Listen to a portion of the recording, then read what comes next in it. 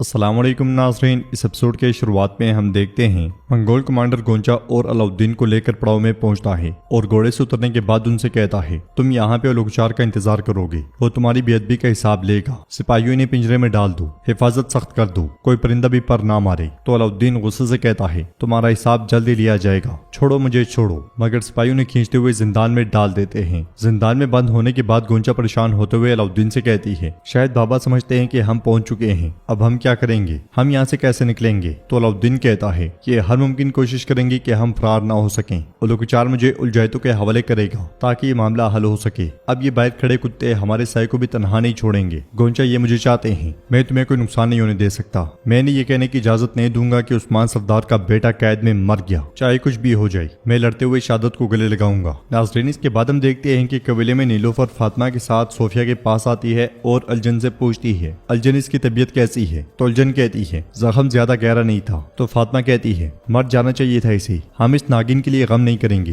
तो नीलोफर कहती है फातिमा ये हलीमा की निगहबान थी, हमें कम से कम कुछ रहम तो दिखाना चाहिए। मगर फातिमा कहती है मुझसे इसकी तवक्को ना रखें, कौन जाने मेरा भाई और गोंजा इस वक्त किस हालत में होंगे। तो क्या मैं अब इस बिगड़ी हुई पे रहम करूं और इसके लिए परेशान हूं। नीलोफर कहती है हर शर में कोई न कोई अच्छी खबर होती है फातिमा, वैसे भी शायद इसी बहाने अलाउद्दीन और गोंजा को बचाया जा सके। फातिमा परेशान होते हुए कहती है अगर मैंने अपने भाई को फिर कभी ना देखा तो वो उसकी जान के पीछे पड़े हैं। नीलोफर उसे हौसला देते हुए कहती है तुम देखोगी, यकीनन तुम अपने भाई को दोबारा देखोगी, वो सही सलामत वापस कबीले लौटेंगे इंशाअल्लाह। नीम बेहोशी में सोफिया पोइना पोइना पुकारती है। जंगल में उस्मान साहब सिपाहियों के साथ घोड़े दौड़ा रहे होते हैं। इस में एक तरफ से तुर्गुत बेर निकलते हैं और उन्हें देख जाते हैं, मगर उन्हें रोकने के बजाय एक तरफ से आगे बढ़ते हैं। कबीले में सरदार हसन सरदार कोजा से कहते हैं हम सरहदों पर कुफार से लड़ने उस्मान सरदार के साथ आए थे, अब वो क्या कर रहे हैं कोजाबे। तो कोजाबे कहते हैं अगर उस्मान सरदार ने उस खबीस सोफिया से इत्तेहाद किया है तो जरूर कोई हिकमत होगी। तो सरदार हसन कहता है हमारी कौम का खून इस काफिर की तलवार से बहा है, वो सरदार हैं, मुझे कहना चाहिए उन्हें सब बेहतर मालूम है, मगर नहीं।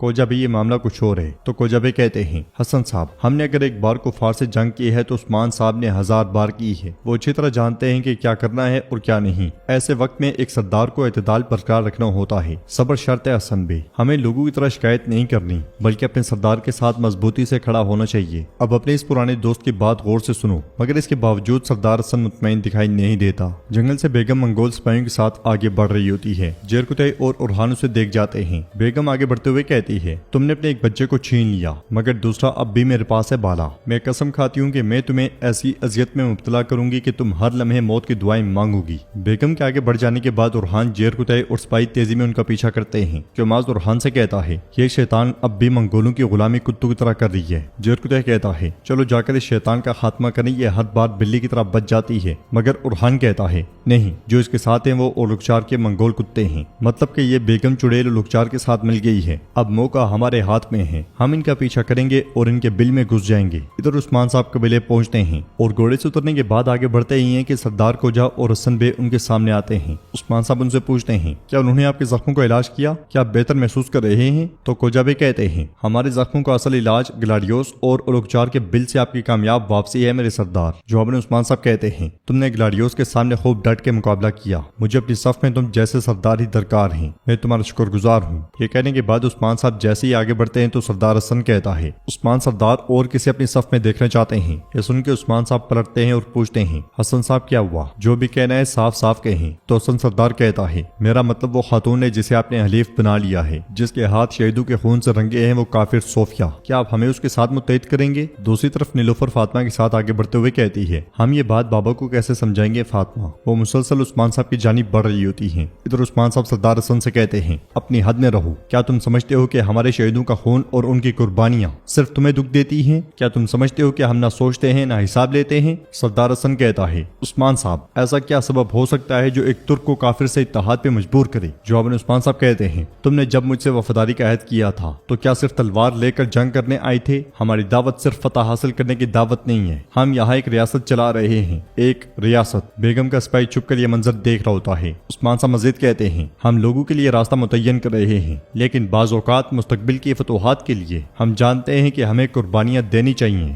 मगर सरदार हसन कहता है हरगिज नहीं, ऐसी कुर्बानियां हरगिज नहीं देनी चाहिए। कोजाबे सरदार हसन को समझाने की कोशिश करते हैं मगर वो उन्हें झड़क देते हैं और उस्मान साहब सरदार हसन से कहते हैं अपनी बात मुकम्मल करो। तो हसन कहता है उस्मान सरदार में काफिरों से इत्तेहाद بات کرنے سردوں پہ نہیں آیا، اس غلطی سے باز آ جائیں اور پیچھے ہٹ جائیں ورنہ۔ عثمان صاحب پوچھتے ہیں ورنہ پھر کیا؟ میں ریاست یا قوم کو کسی ایسے شخص کے حوالے نہیں کر سکتا جو سردار کے کلام پر سوال اٹھائے۔ قبیلے کے لوگ بھی کھڑے ہو کر یہ سارا منظر دیکھ رہے ہوتے ہیں اور عثمان صاحب سردار حسن سے کہتے ہیں تمہارا راستہ آسان ہو۔ یہ سنتے ساتھ ہی سردار حسن آگے بڑھتا ہے اور گھوڑے پر سوار ہو جاتا ہے، پھر کہتا ہے راستے میں آنے والے تمام سرداران جو آپ کی بیعت کرنے آ رہے تھے وہ آپ کی یہ الفاظ سنیں گے۔ یہ کہتے ساتھ ہی سردار حسن روانہ ہو جاتا ہے اور عثمان صاحب کوجا بے سے کہتے ہیں اگر آپ بھی حسن کی طرح سوچتے ہیں تو آپ بھی ان کے پیچھے جا سکتے ہیں۔ تو کوجا بے آگے بڑھتے ہوئے کہتے ہیں میں نے یہ سر آپ کے سامنے جھکایا اور آپ کو اپنا رہنما بنایا، میں بغیر کسی سوال کے آپ کے راستے میں اپنا سر وقف کرنے کے لیے تیار ہوں میرے حضور۔ حسن بھی یہی چاہتا تھا لیکن میں نہیں سمجھ سکا اس نے ایسا کیوں کیا۔ میرا اپنا بھائی یقید صاحب بھی ان لوگوں میں شامل ہے جو بیعت کرنے آ رہے ہیں، وہ حسن کی بات نہیں مانیں گے۔ عثمان صاحب کہتے ہیں ہم کبھی کسی کو بیعت کرنے پہ مجبور نہیں کرتے، اگر کوئی راستہ چھوڑ کر جانا چاہتا ہے تو وہ اپنی مرضی سے یہ کر سکتا ہے، لیکن جان لیں کہ ہمارا راستہ ہر دائم غزا اور ہر دائم فتح کار رہے گا۔ اگر کسی کو اس میں شک ہے تو اس کی میرے ساتھ اور میری ریاست میں کوئی جگہ نہیں، یہ سب کو معلوم ہونا چاہیے۔ مغرب اور مشرق دونوں میں دشمن ہمارے خلاف اتحاد کر رہے ہیں، اب ہم سردوں کو شکار گاہ کے طور پر دیکھیں گے۔ فتح کی آگ اس شدت سے جلے گی کہ یہ سردوں کے پار بھی نظر آئے گی، ہم کافروں اور ظالموں کو زندہ جلا دیں گے، یہ میرا ارادہ ہے۔ ہم ایک دیوان منعقد کریں گے، کوجا بے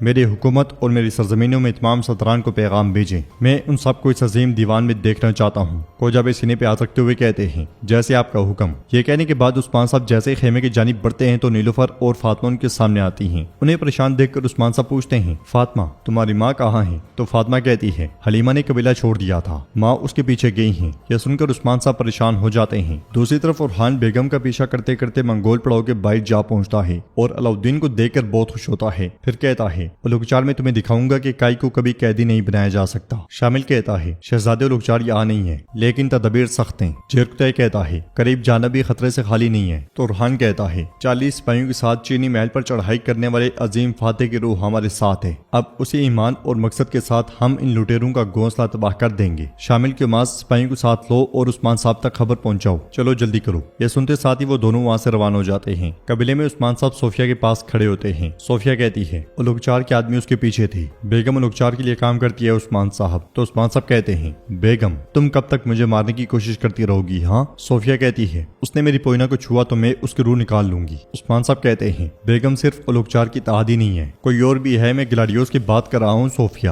وہ بھی اولوگچار کا اتحادی ہے۔ تو صوفیہ پوچھتی ہے گلاڈیوس نے اولوگچار کے ساتھ اتحاد کیا جس کی نظریں بورسا پہ جمی ہوئی ہیں؟ تو عثمان صاحب کہتے ہیں وہ یقیناً بورسا پہ حکومت کرنے کے لیے اس کے ساتھ اتحاد کر رہا ہے، آپ اس سے حیران ہیں لیکن اس سے نہیں کہ قسمت نے انہیں اکٹھا کیا۔ صوفیہ کہتی ہے عثمان صاحب ان کا اتحاد ہمارے لیے بڑا خطرہ ہے، ہمیں اس کے لیے فوری طور پہ کوئی تدبیر کرنی چاہیے۔ جواب میں عثمان صاحب کہتے ہیں اپنے بچوں کی حفاظت میرا اولین فرض ہے، الجیتوں نے انتقام لینے کے لیے میری بیٹی اور ایک بیٹا مانگا اور اب ان کی جان خطرے میں ہے۔ تم نے کہا کہ تم نے اولوگچار سے بورسا لینے کی بات کی، کیا تم جانتی ہو کہ وہ کہاں ہیں؟ اگر تم مجھے بتاؤ کہ وہ کہاں ہیں تو میں علاؤدین اور گونچا کو تلاش کر سکوں گا۔ صوفیہ کہتی ہے میں وہاں نہیں گئی، اولوگچار بورسا آیا تھا، مجھے نہیں معلوم کہ وہ کہاں ہیں، کاش میں جانتی ہوتی۔ پوئینہ کو تلاش کریں عثمان صاحب، اسے کچھ مت ہونے دیجیے گا۔ عثمان صاحب غصے سے کہتے ہیں پوئینہ نہیں، اس کا نام حلیمہ ہے، تم اسے زہر دینے کی کوشش نہ کرو، اب وہ اپنی ماں کے ساتھ ہے، وہ اپنے خاندان اور اپنے بھائی کے ساتھ ہے۔ یہ کہتے ساتھ ہی عثمان صاحب وہاں سے چلے جاتے ہیں اور صوفیہ خود سے کہتی ہے پوئینہ میں تمہیں کبھی اپنے ہاتھوں سے پھسلنے نہیں دوں گی۔ تو ناظرین اس کے ساتھ ایپیسوڈ بھی اختتام پذیر ہوتی ہے۔ ویڈیو پسند آئے تو لائک کر دیں، شیئر کر دیں، سبسکرائب نہیں کیا ہوا تو سبسکرائب کرنے کے ساتھ ساتھ گھنٹی والے آئیکن کو دبانا مت بھولیں۔